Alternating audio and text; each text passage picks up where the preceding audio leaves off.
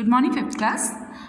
Now today we are going to continue the lesson number 11 second part. हमने उस दिन first part में interval तक कंप्लीट कर लिया था कि मोहित घर आता है. मोहित के जो पेरेंट्स होते हैं वो एक कंपनी में इंजीनियर होते हैं जहाँ पर बहुत सारे इलेक्ट्रॉनिक डिवाइस बनाए जाते हैं, रोबोटिक डिवाइस बनाए जाते हैं. एक दिन मोहित जब अपने घर वापस आता है तो उसे वैसा ही एक रोबोट अपने घर पे देखने के लिए मिलता है. ठीक है.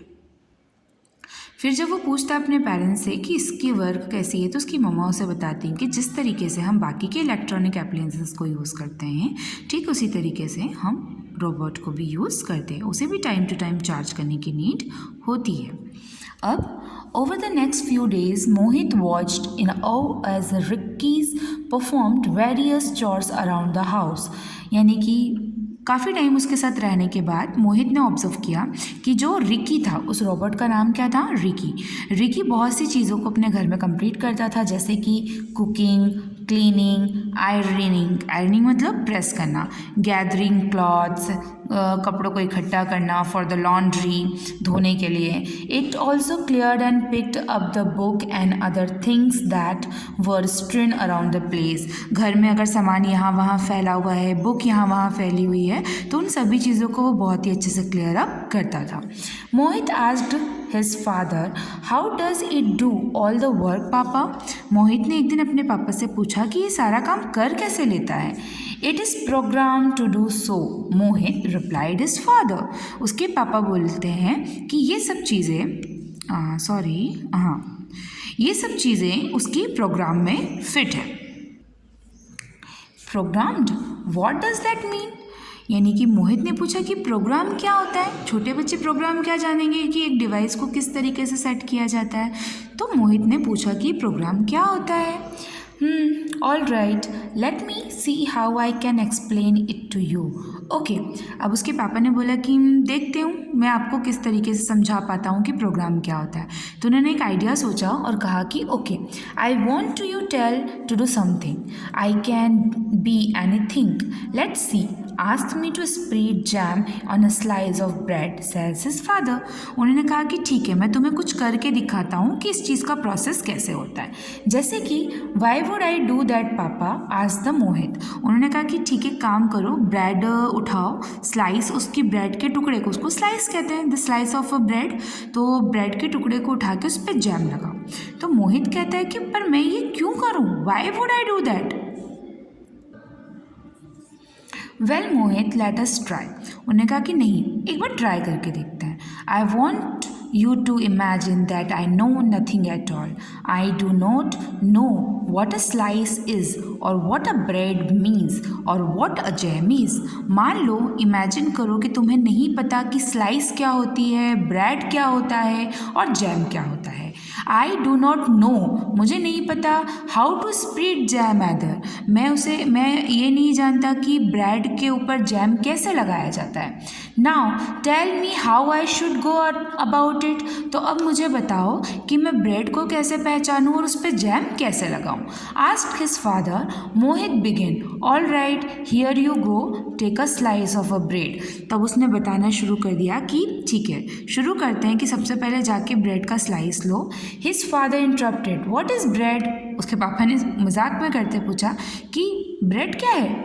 Oh, the brown square thing is a bread, said मोहित. मोहित ने बोला कि ब्राउन कलर की चौकोर आकार में जो चीज़ दिख रही है, स्क्वायर शेप में दिख रही है, वो ब्रेड होती है. वो जाओ और उठाओ. What is a brown? अब और वॉट इज़ अ स्क्वायर? उसके पापा ने पूछा तो ये ब्राउन और ये स्क्वायर क्या होता है? पापा, are you pulling my leg? आज तो Mohit little and out. Mohit ने कहा कि अनॉइंग होते हुए, यानी कि गुस्से में या थोड़ा सा चिड़चिड़ा कर उसने कहा कि पापा, आप मेरी टांग खींच रहे हो? Are you pulling my leg? No my dear fellow, chuckles his father. इसके पापा ने बहुत ही प्यार से उसे बोला हंसते हुए कि नहीं, मैं तुम्हारा मजाक उड़ा नहीं रहा हूँ. This is how it's goes. Mohit. उन्होंने कहा तो फिर ये क्या कर रहे हो आप? Ricky is a robot that looks like a human.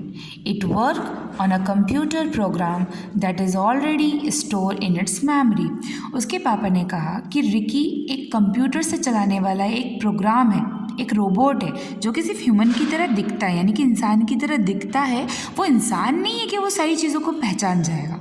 हम भी जब पैदा होते तो हमें ये तो नहीं पता होता है पैदा होते कि ब्रेड क्या होता है, स्लाइस क्या होती है, जैम क्या होता है। जैसे जैसे हम बड़े होने लग जाते हैं, अपने आसपास की चीज़ों को पहचानने लगते हैं, तो हम उनके नाम जानते हैं। ठीक उसी तरीके से रोबोट लाइक ह्यूमन जो होते हैं वो पहचानने और धीरे धीरे समझने लग जाते हैं कि जो एक्टिविटी और जो प्रोग्राम उनके इसमें फिट होता है, तो वो समझ जाते हैं कि एक्चुअल में वो चीज़ क्या है। A program is a set of the instruction and information. Program ऐसी चीज़ होती है जिसमें इंस्ट्रक्शन और इन्फॉर्मेशन के साथ एक मेमोरी में चीज़ें डाली जाती है। मेमोरी जैसे कि आप कैमरे से फ़ोटो खींचते हो, तो जो कैमरे की इंटरनल मेमोरी होती है वो उसमें फ़ोटो सेव हो जाती है। ठीक है, आप कभी भी उसको डेट और डे के साथ देख सकते हो। For example, the shape square, the colour brown and so on store of the information is Rikki's memory.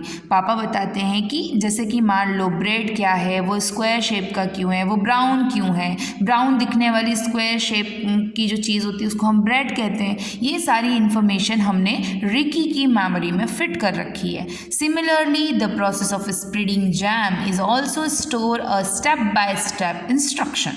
Just like this, 100 and 1000 of other process are also enter and store in its memory, explained his father. उसके पापा ने कहा कि जिस तरीके से एक bread के ऊपर जैम लगाने की प्रोसेस उसकी मेमोरी में स्टोर है, उसी तरीके से बहुत सी हज़ारों चीज़ें उसके दिमाग में हमने स्टोर कर रखी हैं। मोहित लिसन इंस्टेंटली, यानी कि बहुत ध्यान से मोहित अपने पापा की हर बात को सुन रहा था। His father continued, unlike human beings who can think for themselves, Ricky just follow instruction. उसके पापा ने बताया कि जो एक ह्यूमन बींग होता है, एक इंसान होता है, वो चीज़ों को खुद से सोच और समझ सकता है, लेकिन रिकी वो सिर्फ इंस्ट्रक्शंस को फॉलो करता है। If you tell Ricky to spread jam, it will do it. वो अगर तुमने बोला कि स्प्रेड कर दो जैम, यानी कि जैम लगा दो ब्रेड के ऊपर, तो वो सिर्फ उतना ही करेगा, वो उठा के उसको खाने नहीं लगेगा। हम क्या करते हैं, अगर हमने जैम लगाया तो हम ले जाके सामने वाले को देते भी हैं, उसे पानी भी रख देंगे, लेकिन रोबोट सिर्फ उतना ही करेगा जितना आप उसको इंस्ट्रक्ट करोगे, जितना आप बोलोगे आप उसको। However it cannot think that you might like a marmalade better than apple jam, it will be use any jam that it's find. यानी कि सपोज मान लो कि तुम्हें बहुत भूख लगी है, तुम डिफरेंट काइंड्स ऑफ जैम समझते हो कि एप्पल जैम क्या होता है, मैंगो जैम क्या होता है, या ऑरेंज जैम क्या होता है। तुम अपने स्वाद के हिसाब से अपने अकॉर्डिंग तुम उस जैम को यूटिलाइज करोगे। बट रिकी को सिर्फ इतना पता है कि जैम क्या होता है, वो ये नहीं देखेगा कि वो किस टेस्ट का जैम है। अगर आपने बोला कि वो जो जैम रखा है उसको निकाल के इस ब्रेड के ऊपर लगा दो, तो रिकी वही करेगा, because he follow only instructions, not use his mind. So also if you ask it is spread jam, okay, my mistake, even topple, it will be use any jam that it find. Also if you ask it to spread jam, it might even total to the entire jar on a slice of bread. So it is important to be the specifies. Will you give the instructions like take a teaspoon of a jam and spread it on the bread. So every choice is fed into the Ricky's memory as an instructions. As a set of instructions, as I told you earlier, is called a program. Ricky work by using this program.